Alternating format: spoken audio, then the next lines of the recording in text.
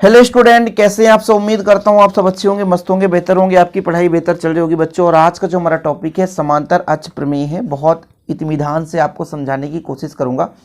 थोड़ा सा आपको समय देना पड़ेगा बच्चों, लेकिन समांतर अच प्रमेय और लंब अच प्रमेय इतना महत्वपूर्ण है क्लास 11th फिजिक्स में कि बच्चों आप लोगों को तैयार कर ही लेना चाहिए। और मैं गारंटेड कहता हूं, यदि आप आज इस वीडियो को लास्ट तक देखते हैं तो समांतर अच प्रमेय आपको रटना तो नहीं पड़ेगा। ठीक है, चलिए शुरू करते हैं बच्चों। एक पिंड मानकर चलेंगे, किसी घूर्णन अक्ष के परितः वो पहले घूम रहा है, तब उस पर हम समांतर अक्ष प्रमेय लगाएंगे।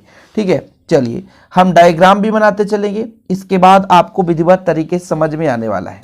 जिसमें मैं कह रहा हूं बच्चों कि मान लीजिए हमारे पास एक पिंड है, कुछ इस प्रकार से हमने कहा एक पिंड है, ये हमने पिंड मान लिया, कोई दिक्कत तो नहीं है। चलो, इसमें दो अक्ष है बच्चों। एक हम मान के चलते हैं इसके द्रव्यमान केंद्र यहां पर है, इसके द्रव्यमान केंद्र से होकर जाता है। तो कुछ एक इस प्रकार से अक्ष ले लिया, इसको मैंने दे दिया सी डी। क्या दे दिया? सी डी, ऊपर सी नीचे डी। इस द्रव्यमान केंद्र से कुछ दूरी पर, जैसे मैं कहता हूं इसके बीच डिस्टेंस कितना है, मान लो ए, तो इसके ए दूरी पर एक और अक्ष है, एक और अक्ष है। तो इस अक्ष को हम मान लेते हैं इसके समांतर एक और अक्ष है बच्चों, ये दूसरा अक्ष है जिसको हम मान के चलते हैं ए बी। क्या है? A b. अब भाई साहब, इस मान लीजिए पिंड में, इस पिंड में इससे आर दूरी पर या एक्स दूरी पर, जैसे मैं कह देता हूं यहां से एक्स दूरी पर एक कण है, पिंड का एक कण है यहां पर। तो एक्स दूरी पर पिंड का एक कण यहां पर प्राप्त हुआ बच्चों। यहां पर एक कण पी है जिसका द्रव्यमान स्मॉल एम, हम मान के चलते हैं एक कण है जिसका द्रव्यमान स्मॉल एम है।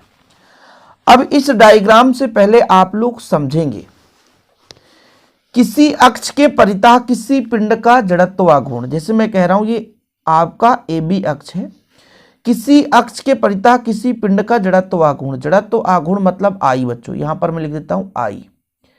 किसी अक्ष के परितः किसी पिंड का जड़त्व आघूर्ण, उसके द्रव्यमान केंद्र, सेंटर ऑफ मास, ये सीएम का मतलब द्रव्यमान केंद्र से गुजरने वाले अक्ष के परितः जड़त्व आघूर्ण। फिर से समझना, किसी अक्ष के परितः जड़त्व आघूर्ण, किसी पिंड का किसी अक्ष के परितः जड़त्व आघूर्ण, उसके द्रव्यमान केंद्र से गुजरने वाले अक्ष के परितः जड़त्व आघूर्ण, और बच्चों उसके समांतर द्रव्यमान केंद्र के जो अक्ष के समांतर है, इन दोनों रेखाओं के बीच की दूरी के वर्ग के गुणनफल के योग के बराबर होता है। फिर से समझने की कोशिश करेंगे, बिल्कुल आप जल्दबाजी में याद ही नहीं करना, रटना ही नहीं है। देखो जरा, किसी अक्ष के परितः किसी पिंड का जड़त्व आघूर्ण, ए बी अक्ष है, इसके परितः पिंड का जड़त्व आघूर्ण, उसके द्रव्यमान केंद्र से गुजरने वाले अक्ष के परितः जड़त्व आघूर्ण, और पिंड के द्रव्यमान, पिंड का द्रव्यमान कितना मान के चलता हूं, कैपिटल एम, और दोनों अक्षों के बीच की दूरी के वर्ग, बीच की दूरी के वर्ग के गुणनफल के योग के बराबर होता है। समझने की कोशिश करें इस फार्मूले से बच्चों। आई मतलब पिंड का जड़त्व आघूर्ण किसी अक्ष के परितः, आईसीएम मतलब द्रव्यमान केंद्र से गुजरने वाले अक्ष के परितः जड़त्व आघूर्ण, प्लस है तो प्लस रहने दो, एम मतलब पिंड का द्रव्यमान, ए है दोनों अक्षों के बीच की दूरी, अब दोनों अक्षों के बीच की दूरी के वर्ग, अब द्रव्यमान के साथ गुणनफल, फिर योग के बराबर होता है। यानी जो आई है बच्चों वो आईसीएम और द्रव्यमान और दोनों अक्षों के बीच की दूरी के वर्ग के गुणनफल के योग के बराबर होता है। बड़ा खतरनाक है देखने को, बड़ा खतरनाक। मैंने क्या कहा, किसी अक्ष के परितः पिंड का जड़त्व आघूर्ण, मतलब आई जो है किसी अक्ष के परितः पिंड का जड़त्व आघूर्ण, उसके द्रव्यमान केंद्र से गुजरने वाले अक्ष के परितः जड़त्व आघूर्ण, उस पिंड के द्रव्यमान और बीच के दूरी के वर्ग के बीच में गुणा है तो गुणनफल के योग के बराबर होता है। कितना सिंपल है, फिर से समझने की कोशिश करो ना यार, कितना सिंपल है। कोई रट सकता है इसको? नहीं रट सकता। किसी अक्ष के परितः पिंड का जड़त्व आघूर्ण, उसके द्रव्यमान केंद्र से गुजरने वाले पिंड के परितः जड़त्व आघूर्ण, उसके द्रव्यमान और बीच के दूरी के वर्ग के गुणनफल के योग के बराबर होता है। समझ में आया कुछ? ये आई भैया किसी अक्ष के परितः जड़त्व गुण है, उसके द्रव्यमान केंद्र से गुजरने वाले अक्ष के परितः जड़त्व गुण है।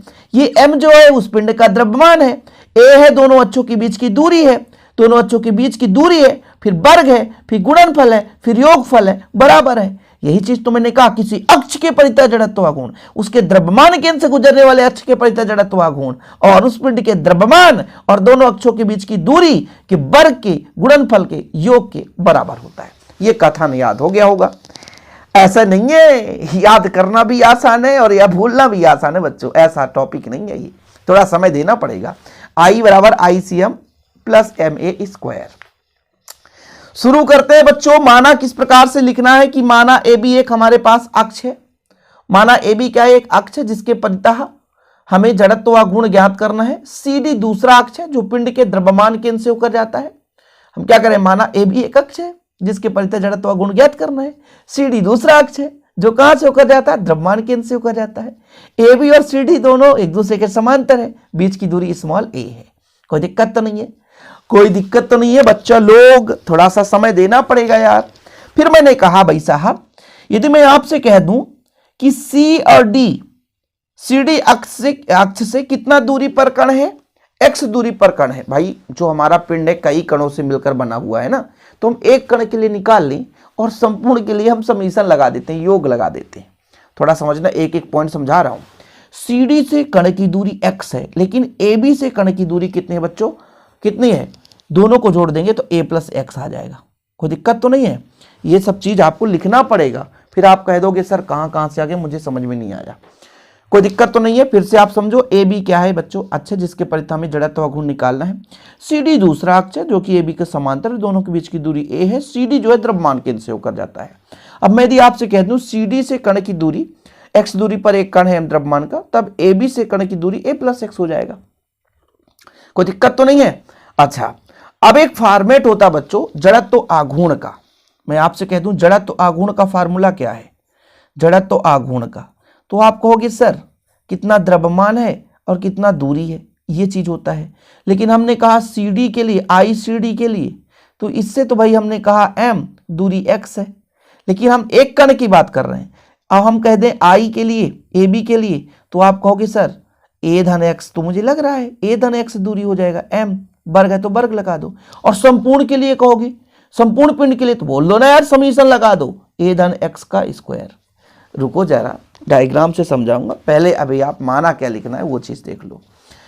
माना AB अक्ष के परितः पिंड का जड़त्व आघूर्ण बच्चों ज्ञात करना है। CD दूसरा अक्ष है, पिंड के द्रव्यमान केंद्र से गुजरता है, AB के समांतर है, दोनों अक्षों के बीच की दूरी स्मॉल a है।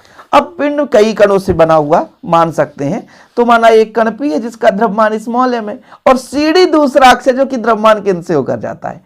तब मैं कह दूं भाई साहब CD से जो दूरी है कण की x है और दोनों अक्षों के बीच की दूरी a है, तब AB से कण की दूरी a धन x हो जाएगी। रुको जरा चित्र देखो भाई, मजा आने वाला है। मैंने कहा CD से कण की दूरी x है, तब AB से कण की दूरी कितनी हो जाएगी, a धन x कर दोगे, दोनों को ऐड कर दोगे बच्चों, a प्लस x हो जाएगा। अच्छा, हमने कहा बच्चों कि यदि हम निकालना चाहें जड़त्व आघूर्ण, तो जड़त्व आघूर्ण का फार्मूला क्या होता है, जड़त्व आघूर्ण का फार्मूला ये होता है बच्चों, सिंपल है कि भाई कितना द्रव्यमान है कण का और कण का अक्ष से दूरी कितना है, तो आप कहोगे a धन x है। और मैं कह दूं संपूर्ण पिंड की, तो भैया समीशन लगा दो, योग लगा दो। यदि एक सिंगल तो एक कण के लिए है, लेकिन AB अक्ष के परितः पिंड का संपूर्ण जड़त्व आघूर्ण, तो भाई यदि हम आपसे कह दिए कि AB अक्ष के परितः कण P का जड़त्व आघूर्ण द्रव्यमान और AB से कितना दूरी है, भाई AB से दूरी कितना है, तो a धन x है। इधर से यहां तक दोनों के बीच की दूरी a और x है। तो ये आपने द्रव्यमान और कण की दूरी निकाल दिया, तो AB अक्ष के परितः जड़त्व आघूर्ण। अब संपूर्ण पिंड की जब बात आ जाती है बच्चों, तो हमने समीशन लगा दिया और कुछ भी नहीं किया, समीशन लगा दिया। अब यहां पे छेड़खानी नहीं होनी चाहिए, नहीं बोल दो सर हम तो गलत पढ़ रहे हैं आपसे, ऐसा नहीं होना चाहिए। अरे रुको जरा, मजा आएगा भाई साहब, बहुत सिंपल है यार। समीशन रहने दो, m है तो m रहने दो, a प्लस बी का whole square a square plus 2ab plus b square. कोई दिक्कत तो नहीं है यहाँ पे। अब बच्चों सब में हम m का गुणा कर सकते हैं, ये समीशन है तो रहने दो, ma स्क्वायर हो जाएगा 2amx हो जाएगा प्लस हो जाएगा mx स्क्वायर हो जाएगा।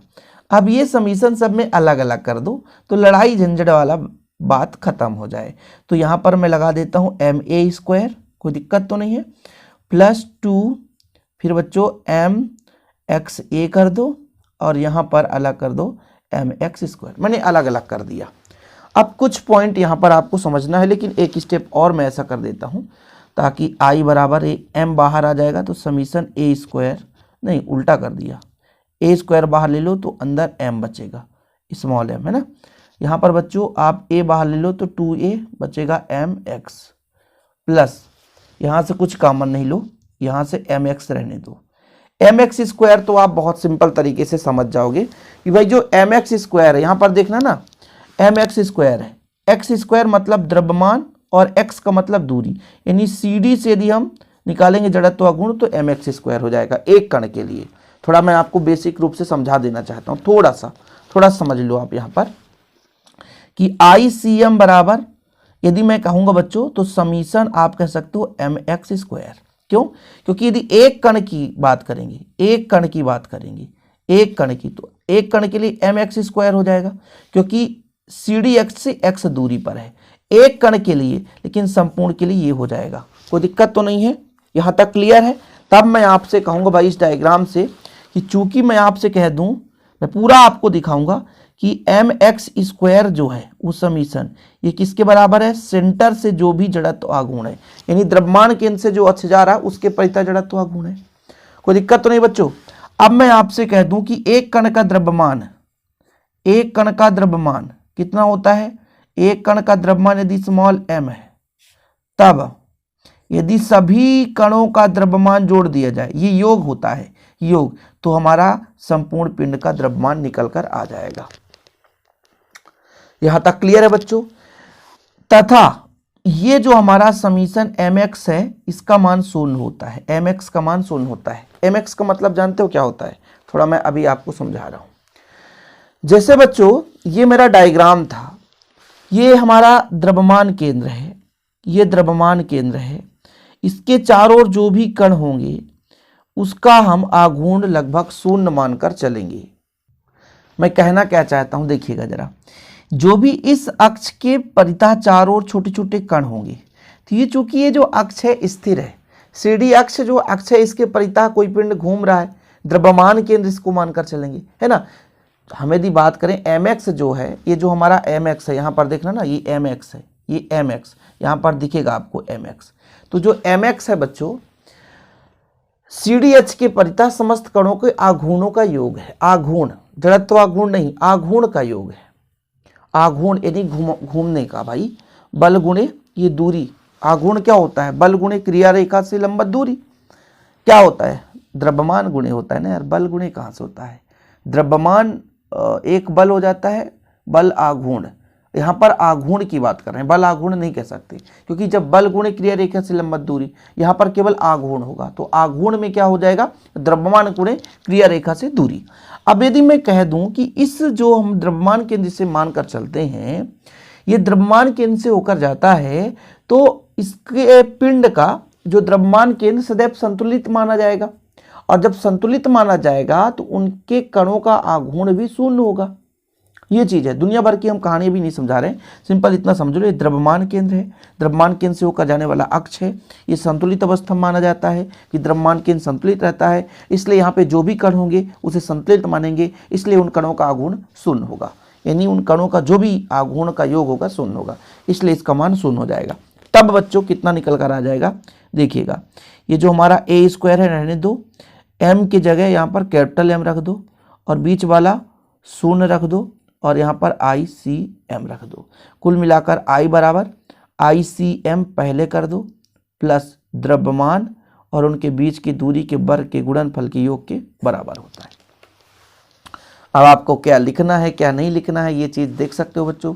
a प्लस बी का whole square, a square plus 2ab plus b square, फिर m का गुणा कर दिए, फिर अलग अलग कर दिए, यहाँ से a स्क्वायर बाहर ले लिए, यहाँ से a बाहर ले लिए, यहाँ से mx स्क्वायर।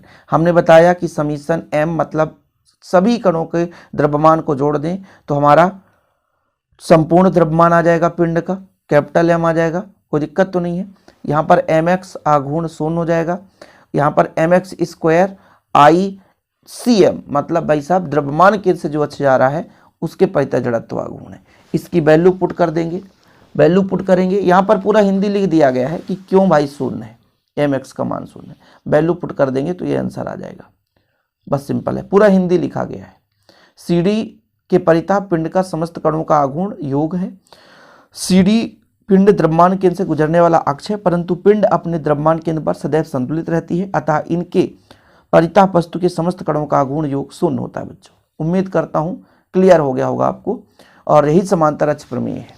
बिल्कुल मिस मत करना, अच्छे से तैयार कर लेना, और वीडियो पसंद आए तो लाइक करके शेयर जरूर करिएगा। मिलते हैं वीडियो के साथ। जय हिंद, वंदे मातरम।